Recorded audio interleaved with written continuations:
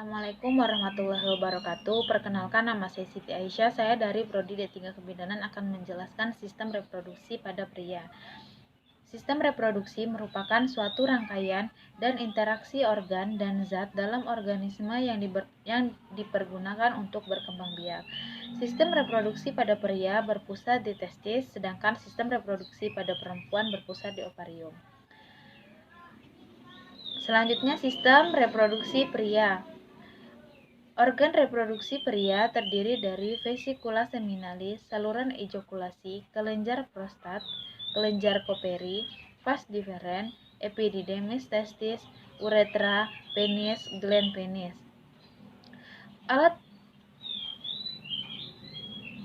Dalam testis berlangsung proses spermatogenesis yang menghasilkan ratusan juta sperma setiap hari. Sperma berkembang dalam tubula seminifera, kemudian menjadi matang dan motil dalam saluran epididymis. Alat reproduksi pria bagian dalam terdiri dari testis, saluran reproduksi, kelenjar-kelenjar. Testis adalah bagian berbentuk oval terletak dalam skrotum berjumlah sepasang. Testis merupakan tempat untuk memproduksi spermatozoa dan hormon testosteron.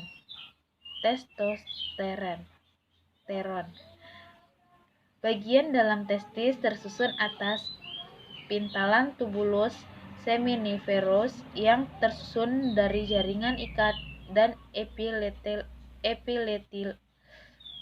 epitelium germinal. Testis memiliki berat 10,5 sampai 14 gram, panjangnya 4 sampai 5 cm, tebal 3 cm, berbentuk lonjong. Jaringan testis dibentuk oleh dua sel, yaitu satu sel Leydig, yaitu sel yang menghasilkan hormon testosteron atau hormon kelamin laki-laki. Yang kedua, sel Sertoli, yaitu sel yang menghasilkan spermatozoa atau benih laki-laki. Testis berfungsi setelah masa pubertas sampai seumur hidup. Testis juga berfungsi dipengaruhi oleh hormon ICSH atau interstitial cell stimulating hormone yang diproduksi oleh hipofise anterior setelah masa pubertas.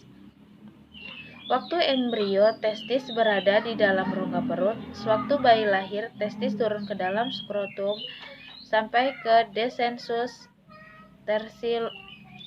versiculorum.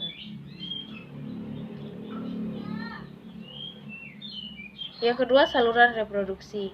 Saluran reproduksi terdiri dari epididymis yang berfungsi sebagai tempat pematangan spermatozoa hingga dapat bergerak. Vas deferens yang menyalurkan spermatozoa menuju kantung mani. Saluran ejakulasi untuk menyalurkan spermatozoa menuju uretra, dan uretra sebagai saluran akhir yang terdapat di dalam penis. Selanjutnya, epididymis. Epididymis merupakan organ kelamin dalam pria yang berbentuk saluran yang berkelok-kelok seperti huruf C yang terletak di luar testis, panjangnya 5 cm, dan berfungsi sebagai alat pengangkutan, penyimpanan, dan pematangan sperma. Selanjutnya, vas deferens.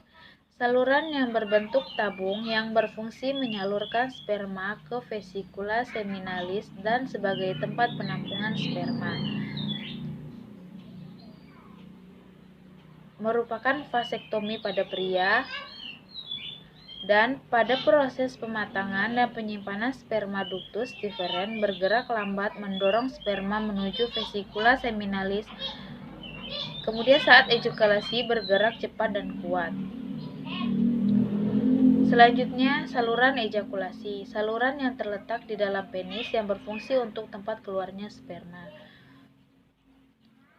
Selanjutnya, kelenjar reproduksi. Alat reproduksi dilengkapi dengan vesikula seminalis yang menghasilkan makanan bagi spermatozoa. kelenjar prostat yang menghasilkan getah untuk kelangsungan hidup spermatozoa, dan kelenjar Cooper yang menghasilkan getah yang bersifat alkalis. Selanjutnya, vesikula seminalis, kantong kecil untuk menumpuk sperma sebelum dikeluarkan atau ejakulasi, dan terletak di bagian belakang antara kandung kemih dan rektum dengan panjang 5-10 cm.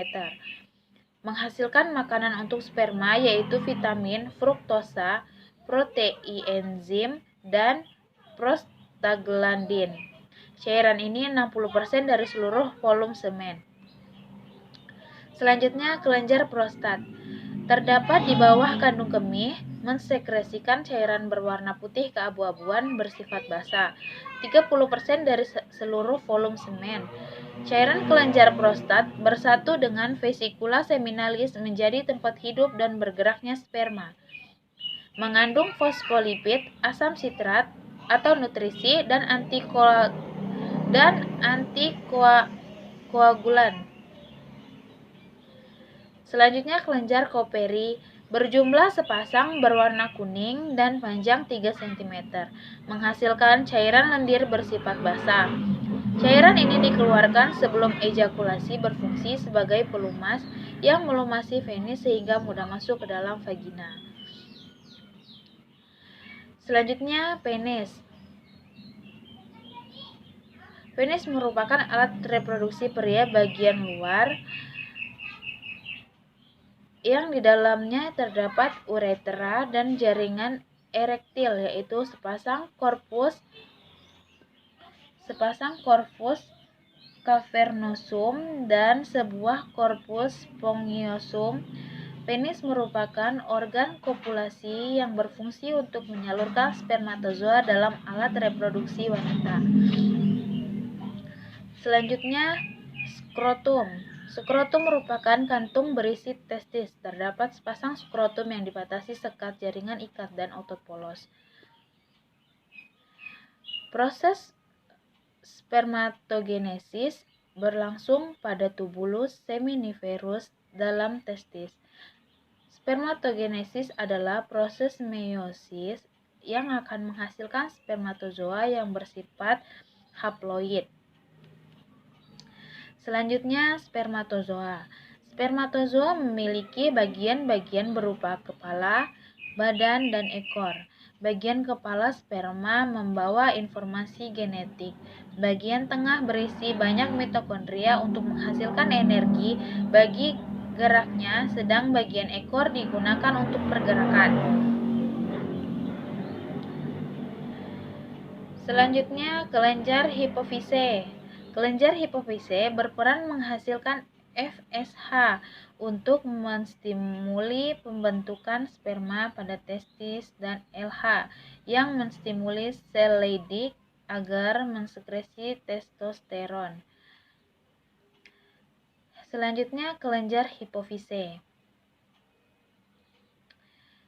Testis menghasilkan testosteron yang mengontrol pembelahan sel-sel germinal untuk membentuk sperma dan mempengaruhi pertumbuhan sifat-sifat sekunder.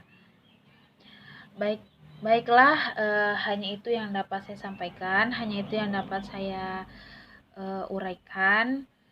Terima kasih atas perhatiannya. Assalamualaikum warahmatullahi wabarakatuh.